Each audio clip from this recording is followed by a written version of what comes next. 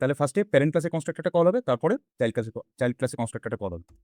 দেখো, I am from default constructor of parent class student, I am from default constructor of child class student. তার মানে কি, আমরা প্রথম থিওরি যেটা আছে সেটা আমরা ইমপ্লিমেন্ট করে নিলাম।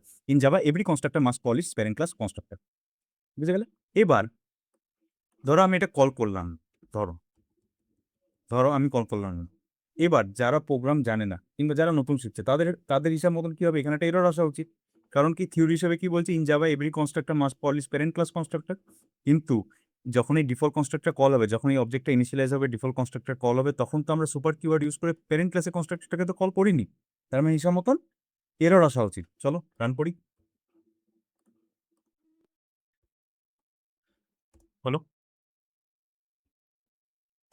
দেখো এখানে কোনো এরর আসলো না। কারণ কি, এরর আসলো না এবং প্রপার এক্সিকিউশন হয়েছে। দেখো, I am from default constructor of parent class student, I am from default constructor of parent child class computer student. মানে কি, আগে যখন সুপার কিওয়ার্ড ইউজ করে আমরা এক্সপ্লিসিটলি ডিফল্ট কনস্ট্রাক্টরকে কল করছিলাম, তখন যেরকম আউটপুট আসছিল এখনও সেম আউটপুট আসে। তার মানে কি, ইন্টারনালি কিছু একটা হচ্ছে।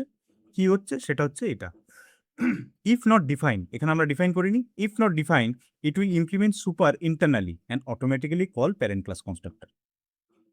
ইফ নট ডিফাইন, এখানে আমরা ডিফাইন করিনি। If not define, it will implement super internally যখন এই কনস্ট্রাক্টরটা তৈরি হচ্ছে, তখন ইন্টারনালি যাওয়া সুপার কিওয়ার্ডটা ইমপ্লিমেন্ট করে রেখেছে, যেটা আমরা এখানে দেখব। করে এই জিনিসটাকে কল করে তারপরে এই কনস্ট্রাক্টরটাকে কল করেছে। এবার তুমি যদি এই ক্লাসের যে বাইট কোডটা আছে, সেটা আলটিমেট তো বাইট কোডই রান করছে না।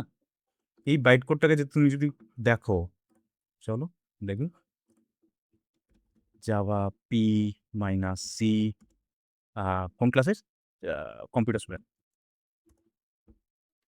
এখানে দেখছো একটা সুপার বলে আছে, এই দেখো, এই যে এই যে লাইনটা আছে, এই লাইনটা দেখো, ইন্টারনালি কনস্ট্রাক্টরের ভেতরে ইন্টারনালি এই সুপার স্টুডেন্ট ক্লাসের, এই যে স্টুডেন্ট ক্লাসের কনস্ট্রাক্টর, ডিফল্ট কনস্ট্রাক্টরও ইমপ্লিমেন্ট করে রেখেছে বাইট কোডের ভেতরে। বুঝতে পারলে? এবার এখনো যদি ডাউট হয়, আরেকবার বলছি, দেখো এই জিনিসটা মনে রাখো, এই জিনিসটা, ঠিক আছে? এবার সাপোজ, তাহলে আমরা এখান থেকে এতটুকু তো বুঝতে পারলাম যে যখন আমরা সুপার কিওয়ার্ড ইউজ করে কল করি না, তখন ইন্টারনালি ইমপ্লিমেন্ট করে নেয়, ডিফল্ট কনস্ট্রাক্টরকে ইমপ্লিমেন্ট করে। যদি এখানে ডিফল্ট কনস্ট্রাক্টর না থাকে, যদি সাপোজ ডিফল্ট কনস্ট্রাক্টর না করে আমি এখানে স্ট্রিং